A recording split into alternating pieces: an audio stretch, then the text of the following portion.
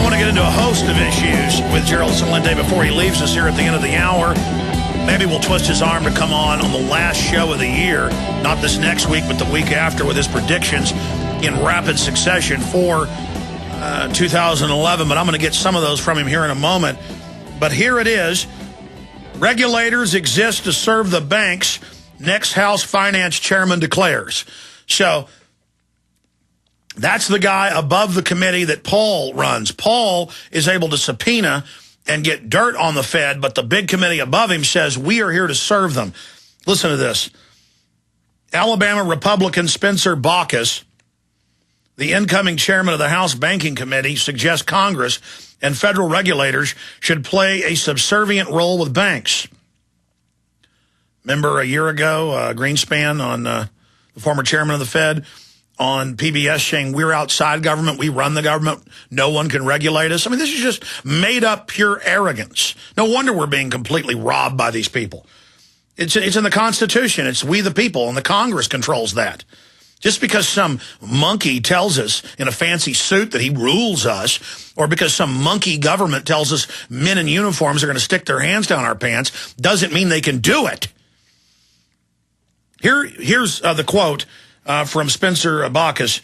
In Washington, the view is that banks are to be regulated, and my view is that Washington and the regulators are there to serve the banks. Well, yeah, most of them are former Goldman Sachs, J.P. Morgan people. You know, foxes guarding the henhouse. Baucus told the Birmingham News in an interview. And it goes on. I mean, totally disconnected. Okay, well, Congress isn't involved with the banks or doesn't have any power over them, then we shouldn't have to pay them all this bailout money. Gerald Celente.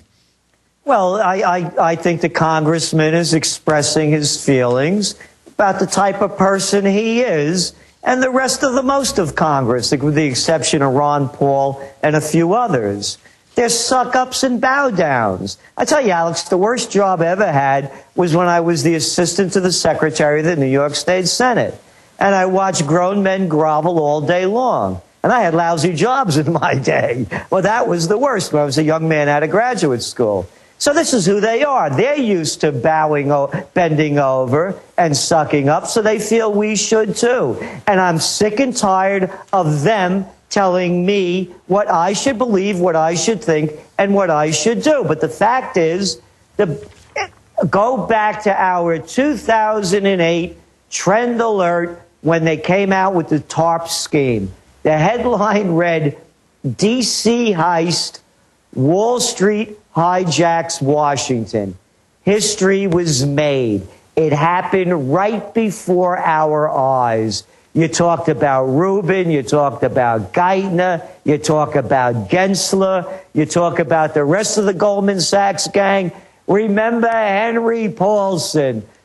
Frankenstein couldn't have had a better mask than that guy. Well, you broke it all. You broke it all down in Obama, Deception, and Fall of the Republic. In both of my films, all of it is now unfolded. And if they can steal 20-something trillion, why not steal 1,000 trillion? Why not go completely crazy? Now, earlier, you tried to get into WikiLeaks, and then we went to break, and I forgot to bring it back up. Talk about what happened to you on Fox. Well, they brought me on, and it's like 5 against 1. It's in the media blog on our in the trendsjournal.com. And they had a CIA guy, with that look, blonde, handsome guy. Get used to it. Get used to the crime and the corruption. That's the real world. What I was saying is this isn't about who leaked what and how. They're upset because it's uncovering what a bunch of losers they are. I want to get this into everybody's minds so you don't let go of it. The same people that they call diplomats, ambassadors, your senators, your congressmen, your legislators, your presidents, your mayors, these are the same people you couldn't stand in high school and college that wanted to become the class presidents and the head of the student council. What WikiLeaks is showing is that's exactly who they are. They're the inept and the incompetent. They're doing dirty deals, and it's being uncovered, and they're going ballistic. because that's the only thing that's holding it together. There's nobody behind the curtain. It's what you see is what you get. How disgusting does it have to become when Obama walks on the stage and gives it to Slick Willie to jam legislation down the throats of everybody? Change you could believe in? Man, it looks like an old act to me. It's really a lousy repeat of an old movie. The sequel's as bad as the original. And that's what they're doing. That's the outrage of WikiLeaks. And why aren't they going after the New York Times? Why aren't they going after the Guardian and their Spiegel? Why not? Why? They're printing this stuff. Why go after this guy? And I read all the information that's come out. You know what the charges are when you read this so-called rape charges? Yeah, he had sex without a condom. I mean, this is classic feminism. And then both the women, especially one of them, have worked for high-level CIA operations in Cuba. I mean, and this is a complete setup. And who could make this stuff up? I mean, it's like a Disney story, you know.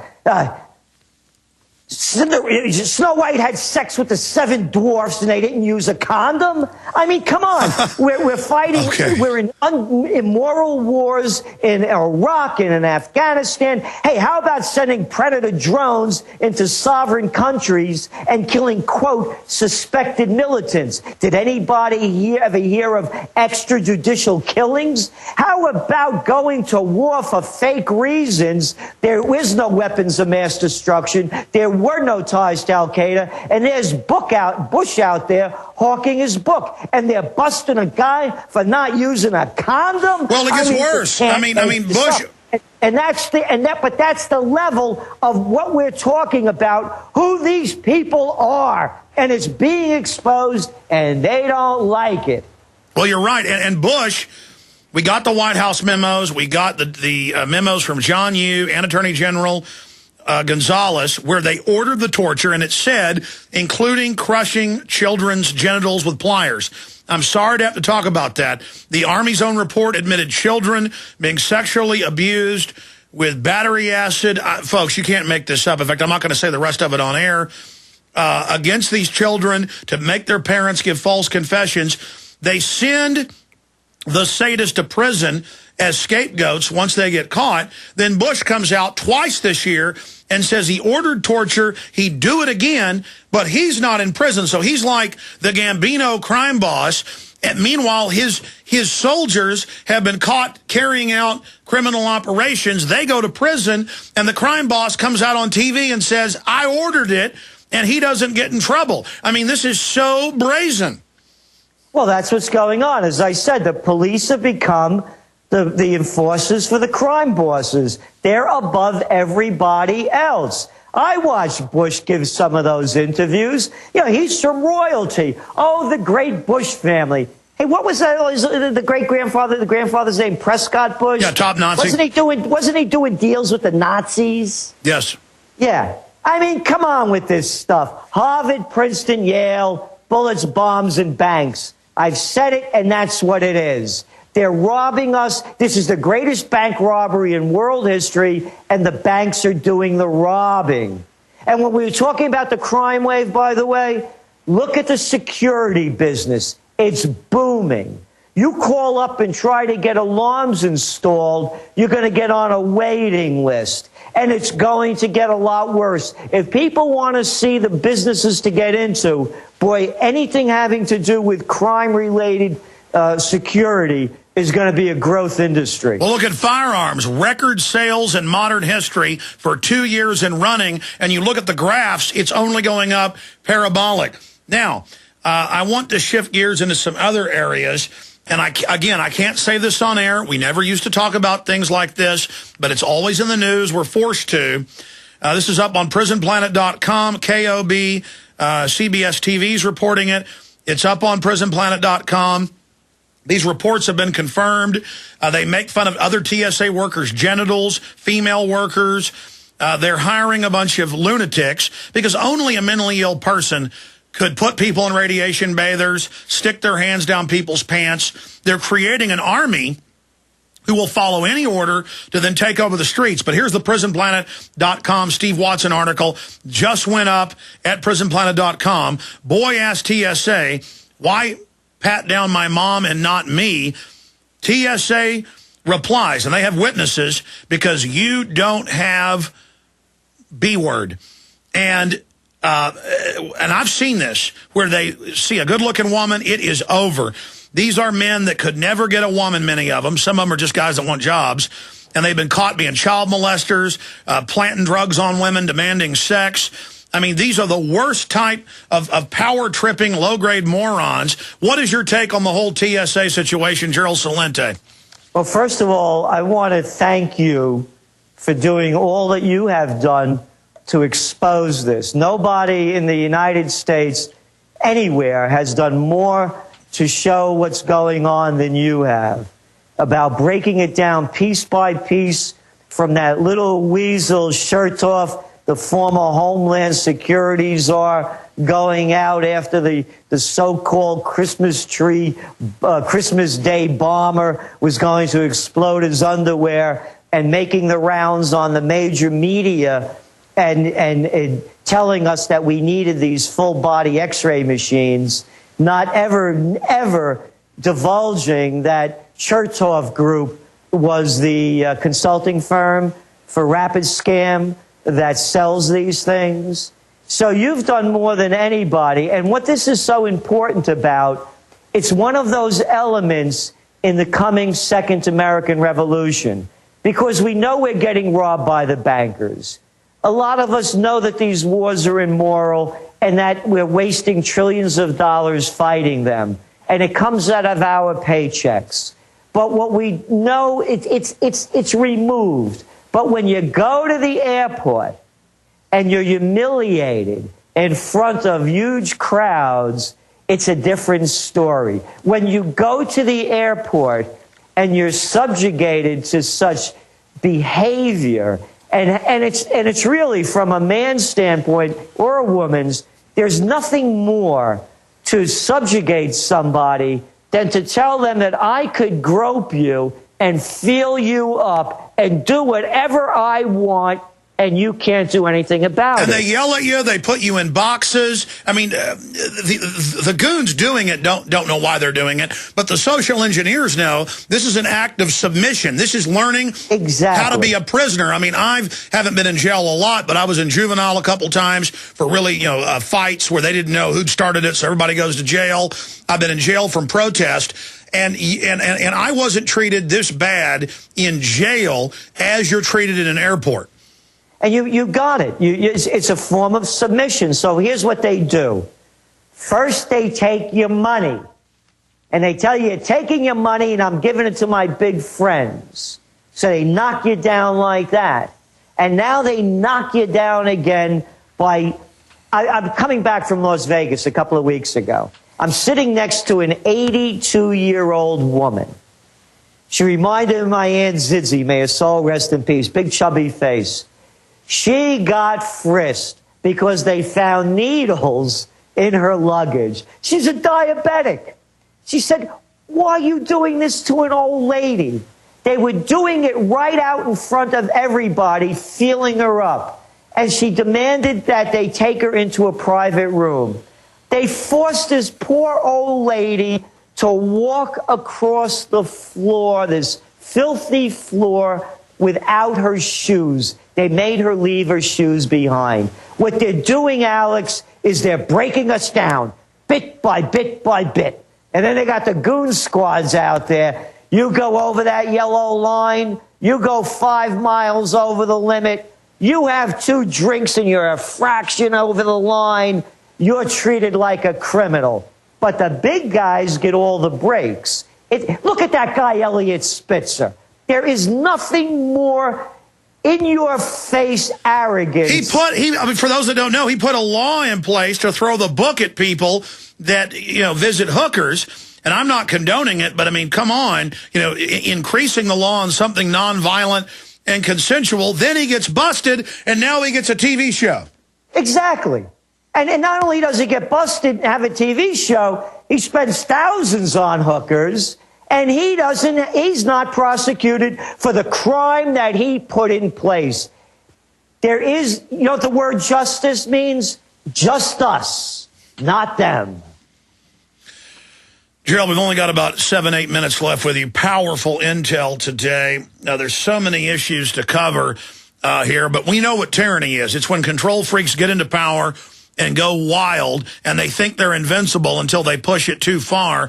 You say 2011 is off with their heads. What else do you see trending that we haven't talked about coming up in 2011 into 2012? Some of the positive things, but there's a negative side to it because of what's going on, is there's going to be a fortune in food. There's going to be a strong demand for high-quality foods. Eggs that you can really eat that don't come from Auschwitz farms, these chicken coop concentration camps. It's going to be a huge trend. Another one, student revolts. This is going to be big. It's going on already. You said that 3 years ago, and it's now happening this year in California, Europe. Yeah, throughout Europe, Italy, Ireland, England, Greece. Again, Spain, they have an unemployment rate of 18 to 26-year-olds at about 50%. You think these guys are going to start taking to the streets and becoming involved in crime? Student revolts and cyber wars. A big year for cyber wars. And by the way, one of the other trends that we're writing about that you're on the forefront of is journalism 2.0. What you do, what we do at the Trends Journal, this is the new journalism that people are going to be tuned into rather than watching these shills and suck-ups on these shows from mainstream media. And now the fight is going to be between closing down the internet, as you keep pointing out, or letting freedom ring. So and this whole citizen journalism is going to be a huge trend because just as they're watching us, now we're watching them. People have their cell phone cameras. People are taking videos and recording things that they never wanted exposed before. Oh, that's key. That's why they're pushing so much now in 9,000 locations to get us to spy on each other, because they don't want us to start surveilling and watching and exposing them. They want us all divide and conquer. Exactly, and that's what the WikiLeaks is about. It's exposing them. The emperors have no clothes. Sarkozy, Merkel, Berlusconi, Obama. You go down the line, all of those stands, Turkmenistan, Kyrgyzstan, Uzbekistan, one stand criminal after another. You read this stuff, you can't make it up. So that's the fight. The fight is to stop exposing them and to push us into submission. We don't think it's going to happen, and the major trend is going to be it's the wake-up call. The revolution has begun. Oh, by the way, you're also going to hear a lot of chatter for the end of the world, a lot of that Mayan prophecy, Armageddon stuff. And guess what? What's going to be going on in 2011 is going to make it feel as though the world's going to come to a collapse in 2012. Oh, by the way, there's those other little things. The wars in Korea, they're not going to go away either. And believe me, nobody's going to stop North Korea. If they keep pushing them, they're going to bomb Seoul out of oblivion. They're not that far away, and they have the weapons to do it. And watch Iran. And as we're seeing with these WikiLeaks, another one. The so-called UN nuclear arms inspectors caught on tape being reported from the U.S. Embassy that he's partial to the United States and he doesn't like the Iranians. Oh, yeah, there's a fair deal for you. Wow. Gerald, we've only got about a minute left. The websites are Infowars.com, PrisonPlanet.com, your site, TrendsResearch.com.